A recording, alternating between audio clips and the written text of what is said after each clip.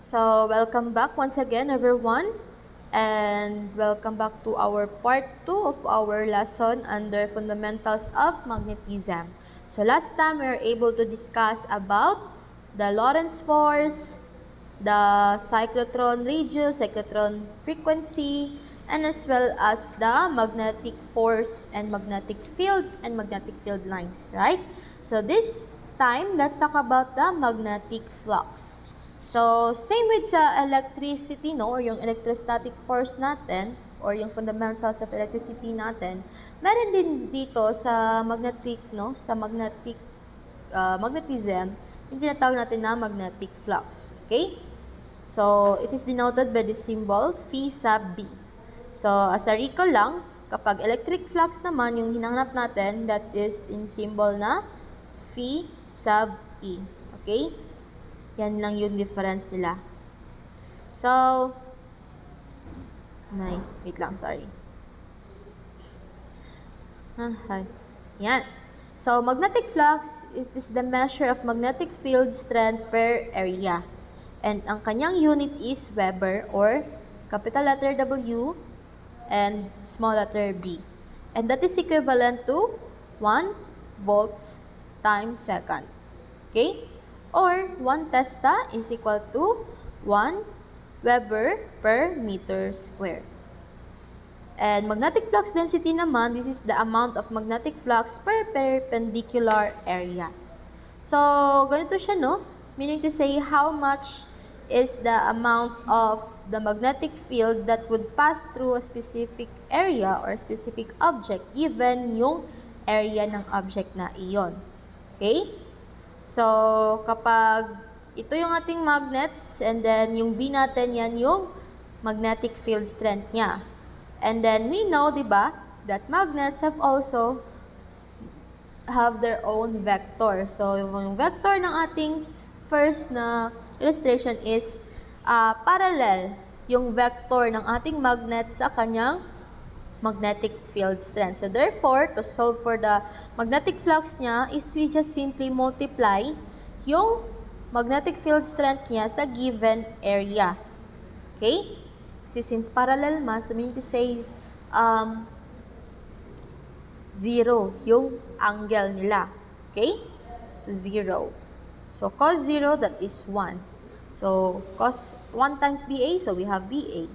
So, another naman, kapag mag-tilt yung object natin is, ayan. We have here a given angle. So, same lang siya sa electric flux, di ba? Nagadepende yung value ng theta natin kung anong angle yung pag-tilt ng ating object. Kasi meron naman siyang tinatawag na vector, di ba? So, ayan. So, kapag ganito naman yung scenario, so meron tayong formula na magnetic flux is equal to BA times cos theta, where theta is the amount of angle na na-produce ng ating object. And lastly, kapag perpendicular yung ating magnetic field strength at saka yung vector natin is we have zero flux. Meaning to say, walang nag-penetrate na magnetic field line doon sa ating object. Okay? So, let's have an example. Determine the magnetic flux of a flat surface magnet if the magnet is tilted 45 degrees from the table. The magnet itself has a magnetic field strength of 6 teslas and has a length of 5 centimeters. Okay, so ito yung solution, di ba? Magnetic flux is equal to magnetic field strength times the area times cos theta. So, ano yung mga given natin dito? So, meron tayong given na theta, which is 45 degrees. Magnetic field strength na 6 teslas. And meron daw length na 5 centimeters. So, alamin natin. So, we know, di ba? So, since square magnet yung ating given na magnet, so, alamin muna natin yung kanyang area. So, since yung given na length ng ating side, ng ating square magnet is 5 centimeters, so, to solve for the area ng square is we have S squared. Okay? So, therefore, substitute yan siya sa ating formula. We have BS squared cos theta.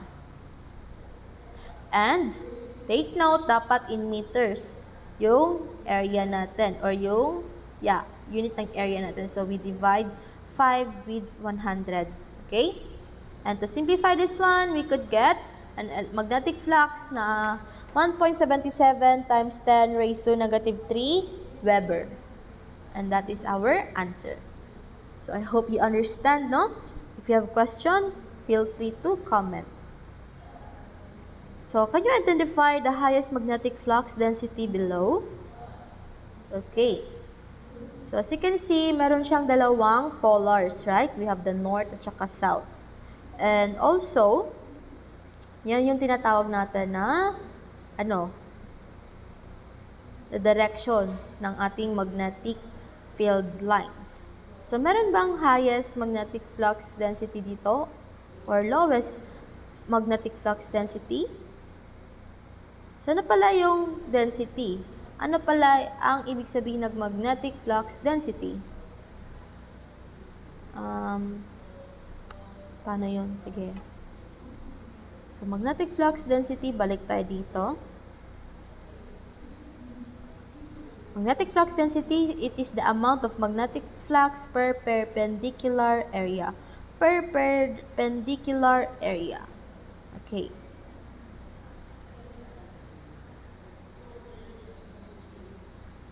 So, meaning to say,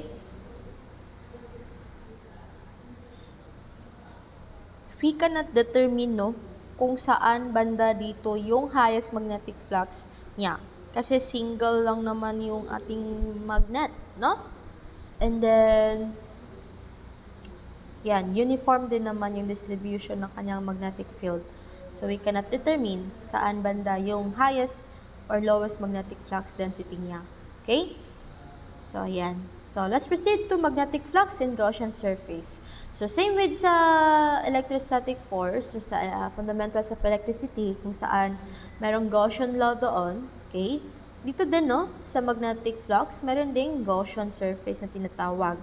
So, we know that Gauss attempted to discover a magnetic monopole. And magnetic monopole na yan, it is the magnet, no, with one polarity lang. Okay? So, magnetic monopoles, he believe, have closed magnetic flux. Ano ba ibig sabihin yun? Closed magnetic flux. Within specific area lang siya, no? So, in computation, total closed magnetic flux is 0, regardless of the volume. Hence, magnetic monopoles do not exist. So, syempre, sa first pa lang ng lesson natin, or first part ng lesson natin, na-discuss na doon na two polarities or polarized region yung ating magnet. Okay? We have the north at saka south pole. So, applicable lang itong Gaussian surface natin sa mga mga electric charge natin, no? Sa fundamentals of electricity natin. Okay? So, dito sa magnetic flux, or lalo na sa inintroduce ni Gauss, okay? Hindi totoo na merong monopole. So, therefore, magnetic monopoles do not exist. So, let's proceed to Biot-Savart law. So, Biot-Savart law, developed by Jean-Baptiste Biot and Félix Savart, they are both French. They describes that the electric field generated magnetic field and it is consistent with Ampere's and Gauss laws. So, ano ba itong Biot? Sorry, hindi ko na-research yung tamang pronunciation nito, no? So, Biot-Savart law. Biot-Savart law. So, ano ba ito siya? So, Biot-Savart law is what? Ayan,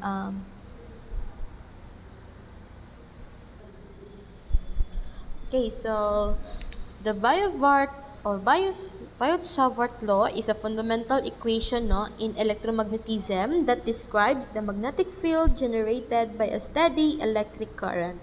So, it essentially tells you how the strength and direction of the magnetic field depend on the properties of the current carrying conductor natin.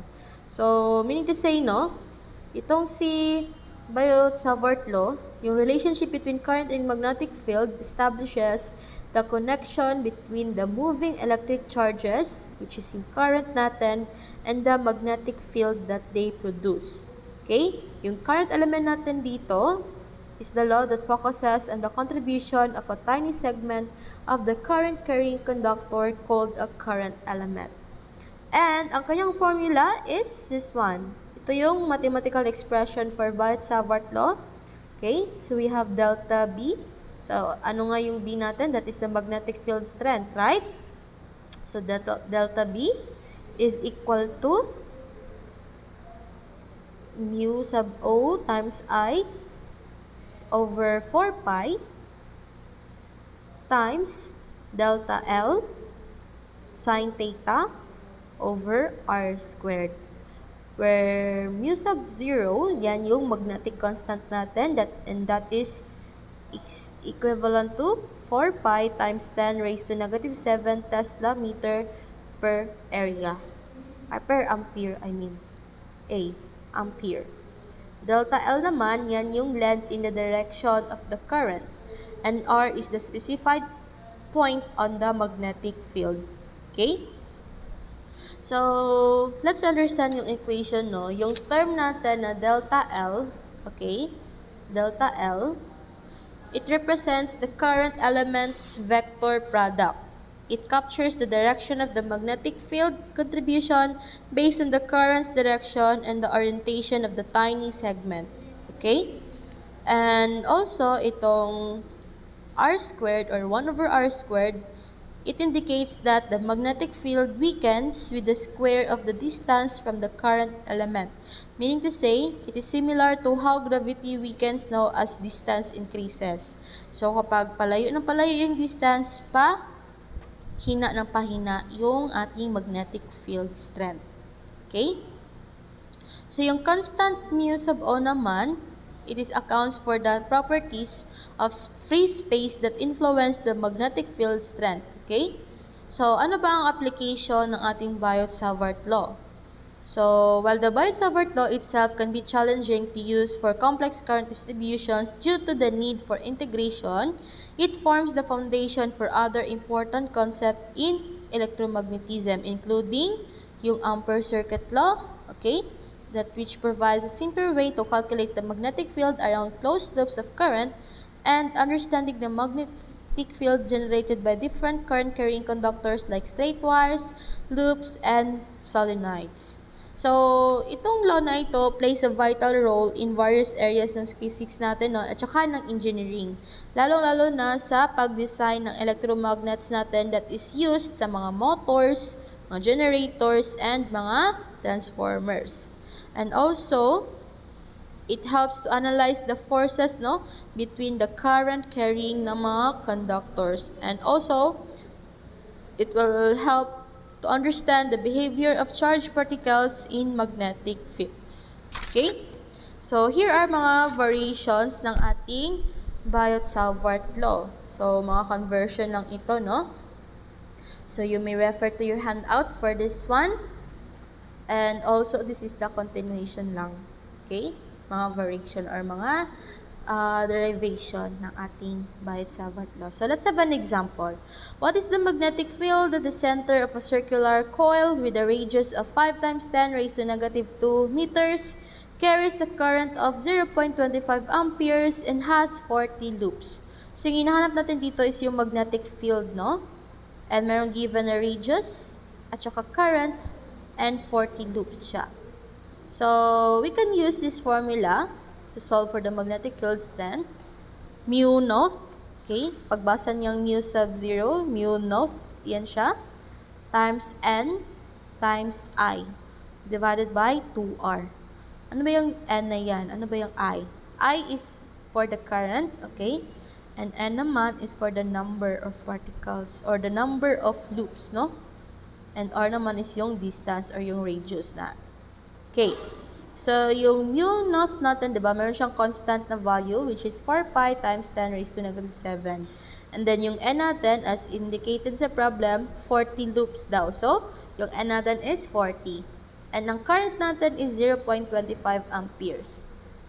Divided by 2 times R, which is 5 times 10 raised to negative 2 meters. So, simplify natin yan siya. We could get the answer na magnetic field strength is equal to 1.26 or approximately 1.3 times 10 raised to negative 4 Tesla. Okay? I hope naintindihan, no? So, another example. A 3 microcoulomb charge has a velocity of 5 times 10 raised to 7 meter per second at 2 meters from the origin. What is the magnetic field charge due to each motion? So, meron tayong given na charges, at saka velocity, and as well as a radius. So, ang hinahanap pa rin natin dito is yung magnetic field, okay? So, ang maaari natin gamitin na formula dito is this one. So, saan to galing? So, you may refer dun sa mga variations na ng formulas.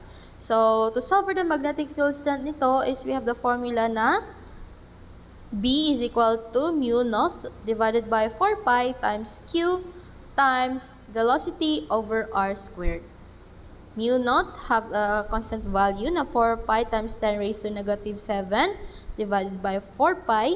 Tsaka yung charge natin dito is microcoulomb. So, we need to convert that one no, into coulomb. And the velocity, then the radius squared. So, i-simplify natin to siya. So, we could get an answer na approximately that is 3.8 times 10 raised to negative 6 Tesla. So, I hope naintindihan. So, if you have questions, feel free to comment below.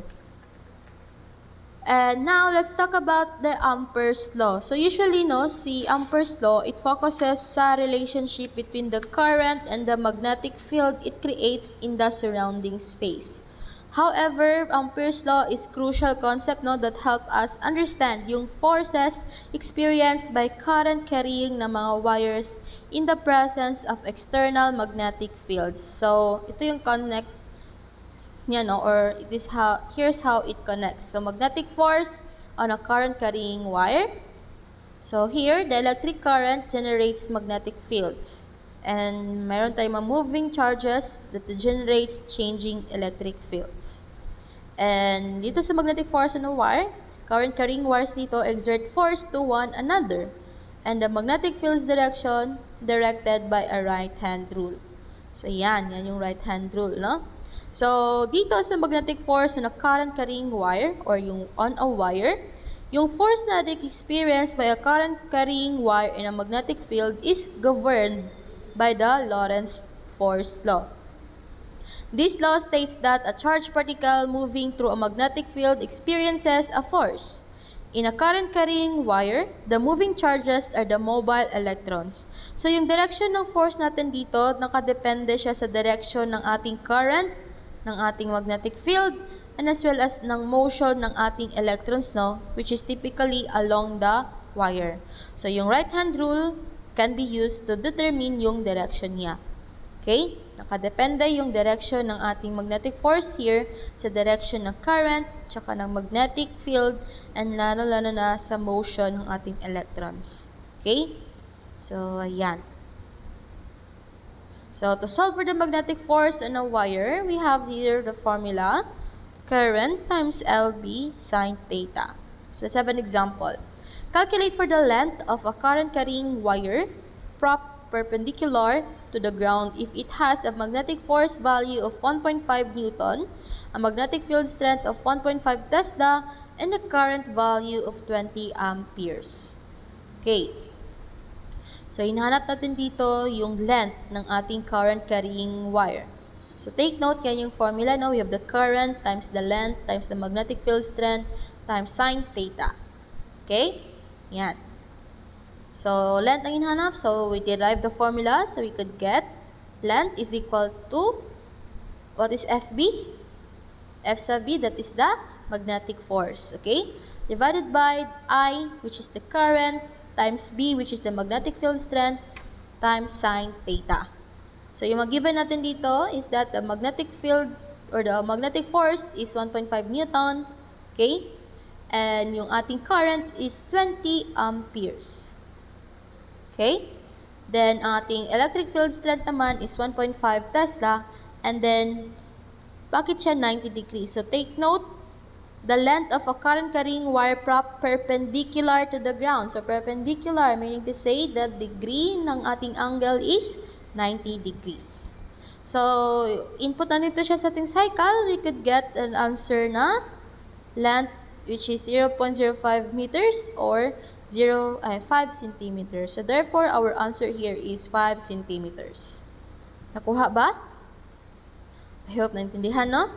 So, let's proceed to another context kung saan maaari nating i-apply yung ating Ampere's law, no? So, here, the magnetic field on a current carrying wire in a solenoid. So, what is solenoid? So, a solenoid is a coil of wire, okay? And then, this is a conducting wire coiled in a helix. Helix. So, nafisin yung DNA helix. So, di ba? Pa-coiled yun siya. So, yung function similarly as adjacent single loop conductors. And similar siya sa coil of an electromagnet. So, ito yung itsura ng ating solenoid, no? So, yun nga, a solenoid is a coil of wire. So, Ampere's law can be used to calculate the uniform magnetic field inside a long solenoid. And if a straight current carrying wire is placed within this solenoid, it will experience a force due to the interaction between the wire's current and the solenoid's magnetic field. Again, determined by Lorentz force law. Okay? So, kapag meron man daw tayong ilagay sa loob ng ating solenoid na current carrying wire din, we could determine, no? Or yung wire na yon will experience a force due to the interaction between the wire's current and the solenoid's magnetic field. Okay? So, ayan, meron tayong simple example dito. Two pairs of magnets of equal magnetic field strength are tested if they can deliver the same results. One pair works with a proton moving at 5 times 10 raised to 7 meters per second, with the remaining pair working on a 3 cm straight wire carrying a current of 2 amperes. Find the magnetic force each pair exerts if both have 3 Tesla worth of magnetic field strength. Okay, so mga formulas that we can use here. So for the first magnetic force is we have Q times V times B. Q stands for the charge, V stands for the velocity, and B naman stands for the magnetic field strength.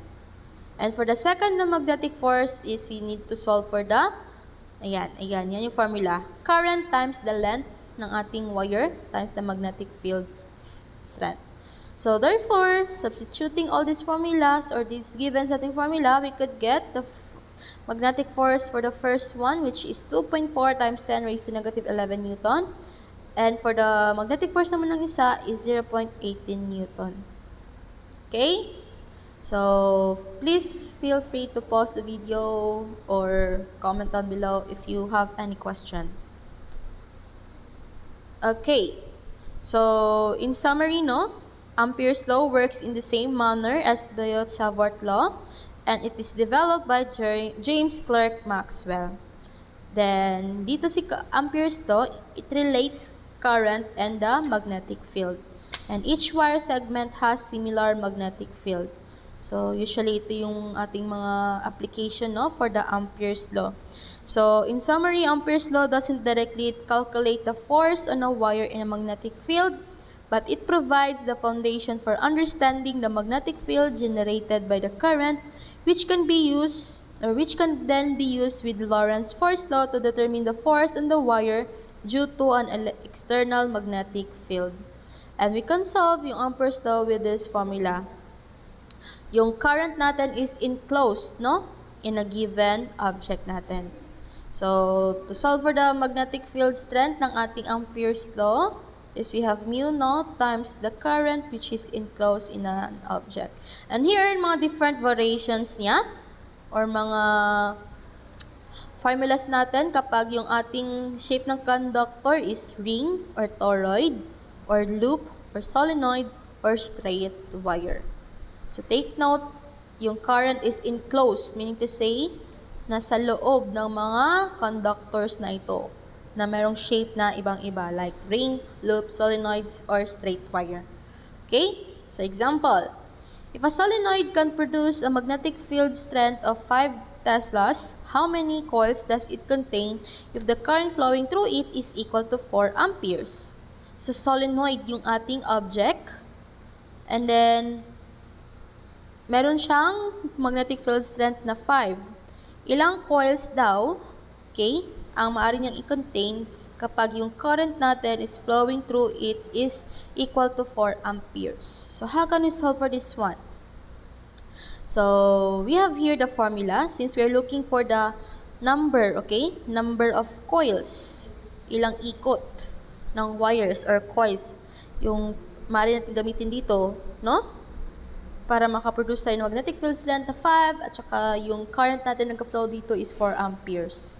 So, since we're looking for the n, the number, so we derive the formulas and we get n is equal to B divided by mu naught times I. And substitution ng mga formulas, we could get n is equal to 9.94 times 10 raised to 5 coils. Yan yung dami ng coils para makaproduce ng 5 teslas and 4 amperes. Okay? So, another context naman para sa application ng ating Ampere's law is itong magnetic force between wires. Yung kanina, between current carrying wires. So, ito ngayon is between... wait lang. Kanina, about yun siya sa, diba? Wait lang.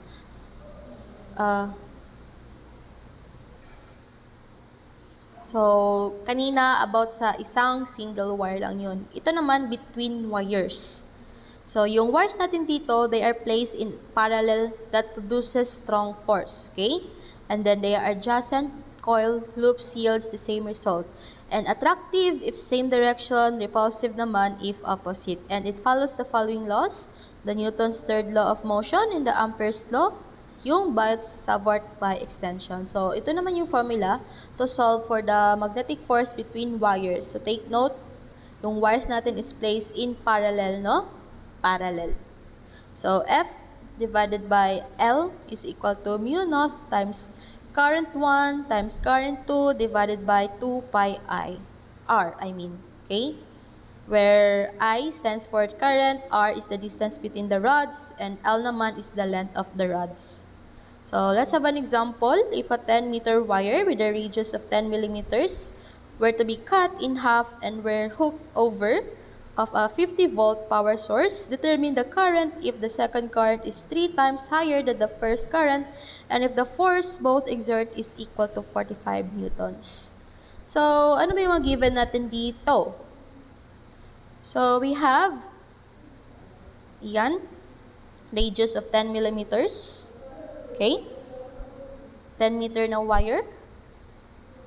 Tapos, i-hook daw siya over 50-volt power source.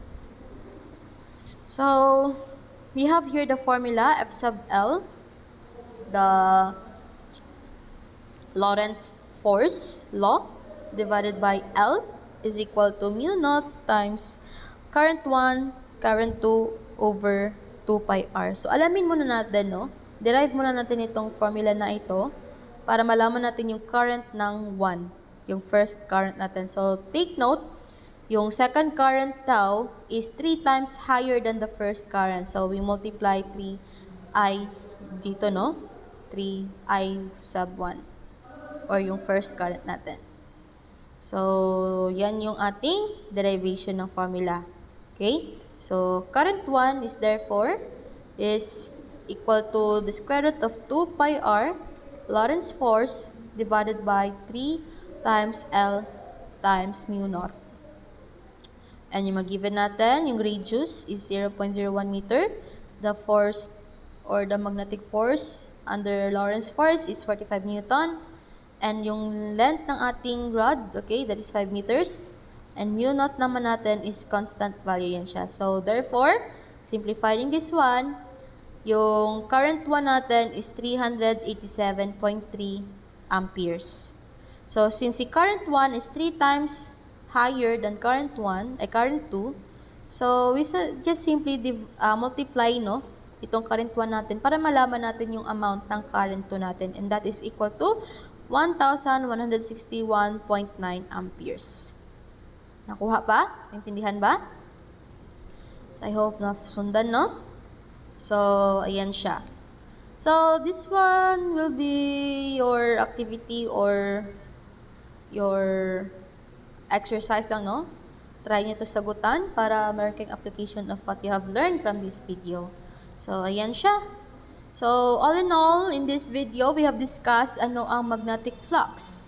So, that is the amount of magnetic field lines, no, that pass through an object. Okay? So, ano ang magnetic monopole? Totoo ba na merong magnetic monopole? Na merong magnetic flux sa monopole natin? Diba? According to Gaussian or Gauss, hindi na ito nag-exist or hindi ito totoo. Okay? So, he attempt to introduce or he attempt to ipatunay, no, kung totoo siya. Pero at the end, hindi naman. So, ayan siya. So, I hope you have learned something today. So, if you have a question, please feel free to comment or message me. Okay? And please do the activities that I have posted sa Teams at saka sa Elms. Okay? So, that's it, everyone. Hope you have a good day and stay safe always. God bless and goodbye.